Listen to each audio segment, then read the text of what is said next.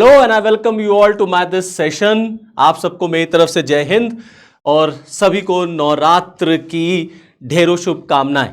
दोस्तों, जैसा कि आप सब जानते हैं कि 22 सितंबर से जिस दिन से नवरात्र शुरू हुए और नवरात्र का पहला दिन था, उस दिन गवर्नमेंट ऑफ इंडिया ने अनाउंस कर दिया था, प्राइम मिनिस्टर साहब ने इसकी घोषणा 15 अगस्त को अपनी स्पीच में जब वो लाल किले से बोल रहे थे तो उन्होंने बताया था कि इस बार की दिवाली आम नागरिक की, भारत के आम नागरिक की बहुत मीठी होने जा रही।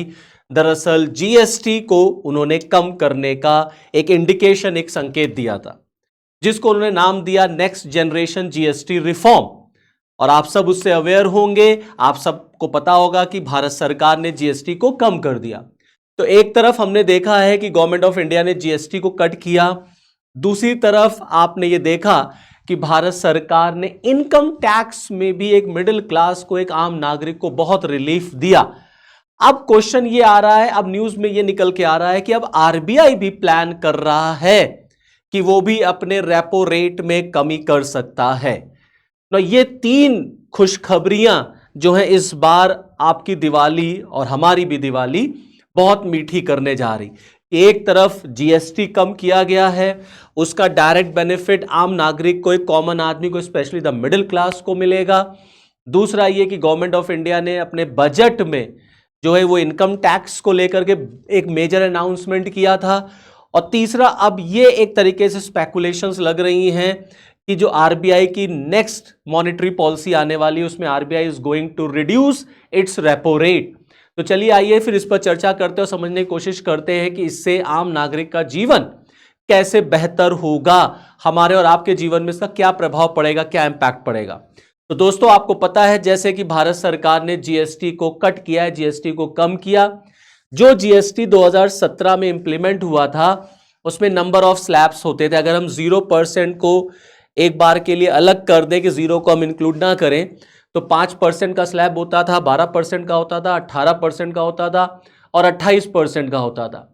अब आप सब जानते हैं कि जीएसटी में सिर्फ 2 ही स्लैब हो गए हैं, 5% और 18%। 40% का स्लैब जो है वो लग्जीरियस आइटम और सिन प्रोडक्ट्स के लिए रखा गया है, पान, तंबाकू, गुटखा, शराब वगैरह, या लग्जीरियस आइटम्स जो हैं, बहुत महंगे सामान जो है, उसी पर 40% का जो है वो स्लैब है। बाकी एक आम नागरिक के जीवन से जुड़ी हुई हर जरूरी सामान, ऑल द एसेंशियल कमोडिटीज, जिसको हम लोग एफएमसीजी प्रोडक्ट्स कहते हैं, वो पनीर है, वो दूध है, वो आटा है, वो दही है, वो शक्कर है, वो साबुन है, वो आपका टूथपेस्ट है, हेयर ऑयल है, हेयर शैम्पू है, ये सारी चीजों को गवर्नमेंट ने 5% में लाके कर दिया। तो 5% में आ जाने से ऑटोमेटिकली इनके रेट्स जो है वो गिर गए, बहुत कम हो गए। अब अगर इनके रेट्स कम होंगे तो ऑटोमेटिकली इसका इंपैक्ट हम पे और आप पे पड़ेगा, हमारी और आप की जो परचेजिंग पावर है वो ऑटोमेटिकली बढ़ेगी, कि अब आपके ऊपर इन्फ्लेशन का इंपैक्ट कम पड़ेगा। और दूसरी तरफ आप देखेंगे कि जैसे इलेक्ट्रॉनिक आइटम्स है, मोबाइल है, टीवी है, फ्रिज है, एसी है, इसको गवर्नमेंट ने 18% पे ला दिया। तो मैक्सिमम चीजें जो 28% में थी उसको हमने ला करके 18% में कर दिया, और जो कमोडिटीज एसेंशियल है वो 5 पे आ गई। तो अब 5% और 18% का जीएसटी का स्लैब है। और आप देख रहे हैं लगातार टीवी पर, मीडिया में, न्यूज़पेपर्स वगैरह में सारी कंपनीज, चाहे वो आपकी ई कॉमर्स कंपनीज हैं या बड़े बड़े शोरूम हो, सब लोग अपना एड जो है, एडवर्टीजमेंट जो है वो न्यूज़पेपर्स के थ्रू, सोशल मीडिया के थ्रू फॉरवर्ड कर रहे हैं अपने कस्टमर्स को कि नई जो दरें हैं, नए जो रेट्स हैं 22 सितंबर से इंप्लीमेंट हैं। दूसरा, हेल्थ इंश्योरेंस पे आप देखेंगे, लाइफ इंश्योरेंस पे आप देखेंगे देयर इज नो जीएसटी। तो जो पहले 18% लगता था वो 0 हो गया। तो ऑटोमेटिकली हेल्थ इंश्योरेंस लेना या आपका लाइफ इंश्योरेंस लेना ये एक ईजी हो गया कि आपका कुछ पैसा बचेगा। तो अभी जो चाहे वो कार के शोरूम्स हैं या इलेक्ट्रॉनिक के शोरूम्स हैं, अब ये पब्लिक को कन्वे कर रहे हैं कि देखिए जीएसटी के कम होने से किस तरीके से रेट्स कम हुए हैं। तो ऑटोमेटिकली जब जीएसटी कम होगा तो उसके रेट्स में कमी आएगी। जब रेट्स में कमी आएगी तो इकोनॉमी में डिमांड जनरेट होती है। Now Indian economy is known as demand driven और कंजम्पशन बेस्ड इकोनॉमी। तो अगर भारत में डिमांड होगी, और सबसे बड़ा जो भारत में वर्ग है, सेक्शन है, वो मिडिल क्लास का है, तो आने वाले दिवाली के सीजन में, अब नवरात्र के सीजन में आपकी शॉपिंग है, दिवाली में आपकी शॉपिंग है, तो ऑटोमेटिकली अब चीजों के दाम कम हो जाते हैं तो लोग परचेजिंग करते हैं ज्यादा। जब परचेजिंग होती है तो प्रोडक्शन होता है, प्रोडक्शन होता है तो एम्प्लॉयमेंट जनरेट होता है, तो आपके देश के अंदर इकोनॉमी को एक बूस्टअप मिलता है, एक ऑक्सीजन मिलता है, वहां से अर्थव्यवस्था एक रफ्तार पकड़ती है, एक तेजी पकड़ती है। तो गवर्नमेंट ऑफ इंडिया ने जीएसटी को कम करके एक तो कॉमन आदमी को रिलीफ दिया कि भैया सामान सस्ता हो रहा है, अब आप अपनी जरूरतों का सामान ले सकते हैं। दूसरा, इकोनॉमी को वहां से हमने पुश दिया है एक तरीके से कि अब कैसे हम इकोनॉमी में डिमांड बढ़ाएंगे, प्रोडक्शन बढ़ेगा, एम्प्लॉयमेंट जनरेट होगा। प्लस इसी के साथ साथ क्योंकि आप मार्केट में परचेजिंग करेंगे तो गवर्नमेंट चाहती है जीएसटी अगर कम हुआ है तो आप स्वदेशी को अपनाएं, आत्मनिर्भर भारत की तरफ बढ़ें। तो आने वाले दिवाली में अगर आप स्वदेशी प्रोडक्ट्स को लेते हैं instead of buying any foreign commodity, तो उसका फायदा भी हमारी अर्थव्यवस्था को मिलेगा।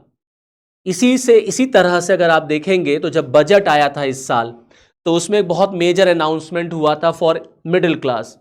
तो मध्यम परिवार का हमेशा से ये कहना रहता है, मानना रहता है कि देखिए अमीरों के लिए तो कोई दिक्कत नहीं भाई, अंबानी अदानी के पास बहुत पैसा है तो उन्हें कोई फर्क नहीं पड़ता।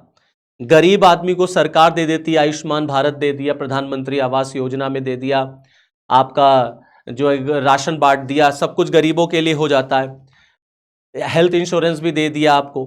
मिडिल क्लास को गवर्नमेंट कुछ नहीं देती, बल्कि मिडिल क्लास से गवर्नमेंट ले लेती है in the name of tax, कि हम इतना सारा टैक्स गवर्नमेंट को देते हैं। और जब इनकम टैक्स पे करना पड़ता है तो ये बहुत खराब लगता है कि यार हम इतनी मेहनत से इनकम कमा रहे हैं और फिर गवर्नमेंट हमसे इनकम टैक्स भी ले रही। तो ये एक बड़ा जो है डिबेट का इशू था। तो फाइनली फिर मोदी गवर्नमेंट जब अपना बजट पेश किया तो उसमें मिडिल क्लास के लिए बहुत रिलीफ दिया, दैट इज कि there will be no income tax up to 12 lakh. 12 lakh तक अगर आप कमा रहे हैं तो भारत सरकार ने कहा कि हम आपके ऊपर कोई इनकम टैक्स नहीं इंपोज करेंगे। तो ऑटोमेटिकली जब आपके ऊपर इनकम टैक्स नहीं लगेगा तो जाहिर सी बात है कि आपकी सेविंग ज्यादा होगी। आपकी सेविंग ज्यादा होगी तो अब आप उस पैसे को चाहे बैंक में रखें, चाहे उससे गोल्ड खरीद लें, चाहे उसको जमीन इन्वेस्ट कर दे, लैंड खरीद ले, प्रॉपर्टी खरीद ले, मतलब आप कुछ भी कर सकते हैं क्योंकि आपके पास पैसा बच रहा है। तो अगर आपकी सेविंग होगी तो वो पैसा फिर इकोनॉमी में जाता है, वहां से फिर डिमांड बढ़ती है, उससे फिर इकोनॉमी को फायदा होता है। तो गवर्नमेंट ऑफ इंडिया ने एक रिलीफ देते हुए कहा कि ठीक है, हम 12 लाख तक आपके ऊपर कोई इनकम टैक्स नहीं लगाएंगे। ये एक बड़ा मेजर जो है अचीवमेंट जो है वो गवर्नमेंट ऑफ इंडिया की तरफ से बजट में था। तो एक इनकम टैक्स में रिलीफ, दूसरा जीएसटी में रिलीफ, अब तीसरा आरबीआई भी दिवाली में आम नागरिकों को एक रिलीफ, एक रिलैक्सेशन देने के मूड में है। जहां ये बात निकल के आ रही है कि आरबीआई अपनी नई मॉनेटरी पॉलिसी में रेपो रेट को कम कर सकता है, 25 बेस रेपो रेट जो है वो कम हो सकता है। तो अगर रेपो रेट कम हुआ, already reserve bank of India ने रेपो रेट में 3 बार, इस पूरे अगर आप करंट रेट कट साइकिल को देखेंगे ना, तो इस आरबीआई ने 3 बार रेपो रेट को ऑलरेडी कट किया था। देखिए फरवरी, अप्रैल में, फिर 50 बेसिस जून में कम हुआ था, और फिर उसके बाद अगस्त में भी आप देखेंगे अगर, तो चीजों को अनचेंज रखा गया था। तो ऑलरेडी आरबीआई ने जो है आपको इन्फ्लेशन से, या एक तरीके से आप कह लीजिए कि आपके पास पैसा ज्यादा आए, तो इस वजह से आरबीआई ने आपको रेपो रेट में एक कट दिया था। अभी आरबीआई फिर प्लान कर रहा है just to reduce the repo rate. अब अगर रेपो रेट कम होगा तो इससे आम नागरिक पे क्या प्रभाव पड़ेगा? देखिए सिंपल सी बात है, रेपो रेट का मतलब होता है ऐसा रेट जिस पर आरबीआई बैंकों को पैसा लेंड करती है, मतलब उधार देती है, या ये समझ लीजिए the rate at which banks they borrow money from RBI. तो अगर आरबीआई ने रेपो रेट को कम कर दिया तो बैंक्स को आरबीआई से लोन मिलना सस्ता हो जाता है। तो अगर बैंक को आरबीआई लोन सस्ता देगी तो बैंक क्या करते हैं, उसका फायदा कस्टमर्स को देते हैं, और जब कस्टमर्स को मिलेगा तो आपका होम लोन, आपका पर्सनल लोन, आपका एजुकेशन लोन, व्हीकल लोन, ये सारी चीजें जो है ना वो सस्ती हो जाती हैं। अब ऑटोमेटिकली इस दिवाली के सीजन में अगर आपका होम लोन सस्ता हो गया, आपकी ईएमआई कम आ रही है, आपका जो कार लोन है, पर्सनल लोन है, व्हीकल लोन है, ये चीजें थोड़ी सस्ती हुई हैं अगर, तो जाहिर सी बात है अब इसका फायदा फिर आपको मिलेगा। तो एक तो जैसे मान लीजिए कार लेने का आप प्लान कर रहे हैं, या घर लेने का, तो एक तो आपका जीएसटी कम हो गया, तो ऑलरेडी कार के रेट्स कम होंगे।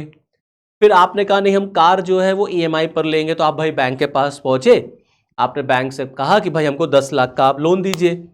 तो 10 लाख का लोन मतलब आपकी किश्त बनेगी, ईएमआई बनेगी। Now that EMI is decided on the basis of the present monetary policy rates. तो अगर मान लेते हैं फॉर एग्जांपल अगर रेपो रेट कम हो गया तो ऑटोमेटिकली आपकी ईएमआई भी कम हो जाएगी। तो एक तरफ तो आपका कार का रेट कम हुआ just because of reduction in GST, और दूसरा अब आपको एक और फायदा मिलेगा रेपो रेट के कम होने से कि आपकी ईएमआई कम हो जाएगी। तो आपकी ईएमआई कम है तो एक आम नागरिक को वहां पे भी फायदा मिलेगा, तो वो आम नागरिक भी मार्केट में आएगा, वो भी चीज़ों को परचेज करेगा। बड़ी बड़ी शॉपिंग है, कार है या मकान है आपका, तो आप होम लोन लेंगे, इससे बैंक को फायदा होगा कि बैंक का लोनिंग वाला जो एरिया है वो बढ़ेगा, बैंक से पैसा मार्केट में आएगा, बाजार में लिक्विडिटी आएगी, तरलता आएगी, तरलता के आने से, लिक्विडिटी के आने से इकोनॉमी फिर मूव करेगी, इकोनॉमी फिर जंप करेगी। तो अगर रेट वगैरह कम हो जाते हैं तो ऑटोमेटिकली इन्फ्लेशन वगैरह जो होती है वो फिर कम होने लग जाती है। तो इनडायरेक्ट टैक्स अगर गवर्नमेंट ने कम कर दिया तो इन्फ्लेशन कम होने लग जाएगा, इधर से रेपो रेट कम कर दिया तो आपकी परचेजिंग और बढ़ जाएगी। तो कुल मिला के आप ये कह सकते हैं कि इस दिवाली में सरकार और आरबीआई दोनों मिलकर के चाहते हैं कि आम नागरिक जो है वो अमेरिका को जवाब दे। अब मैंने क्यों कहा अमेरिका को जवाब दे, आपको याद होगा वो टैरिफ वाला मुद्दा।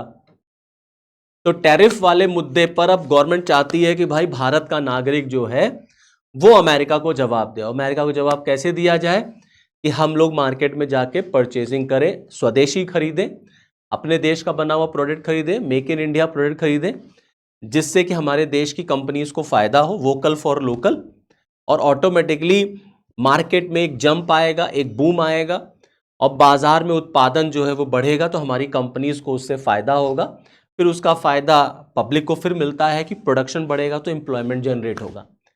तो तीन बड़ी चीजें जो है इधर हाल फिलहाल में आपको देखने को मिली, एक आपका इनकम टैक्स 12 लाख तक, दूसरा जीएसटी, और तीसरा अब ये कि आरबीआई जो है वो अपने रेपो रेट को कट करेगी और हम आगे चल करके इसका फायदा इकोनॉमी में देख सकते हैं। तो कुल मिलाकर के इस दिवाली को, इस फेस्टिव सीजन को ध्यान में रखते हुए गवर्नमेंट और आरबीआई सारा कदम उठा रही है जिससे हम इकोनॉमी को आगे बढ़ा सकें। तो चलिए फिर आप भी और हम भी इन सब चीज़ों का फायदा उठाएं और मार्केट में स्वदेशी खरीदें, स्वदेशी को अपनाएं और भारत को आत्मनिर्भर बनाने के रास्ते पर आगे बढ़ाएं, जिससे हम 2047 तक अपने देश को विकसित भारत जो है वो बनता हुआ देख सके, या विकसित भारत हमारा जो नारा है उसे हम पूरा कर सकें। तो इस वीडियो में इतना ही, मुझे दीजिए इजाजत। नेक्स्ट वीडियो में, नेक्स्ट टॉपिक में आपके साथ मैं फिर मिलूंगा। तब तक के लिए जय हिंद और अपना खूब ख्याल रखें।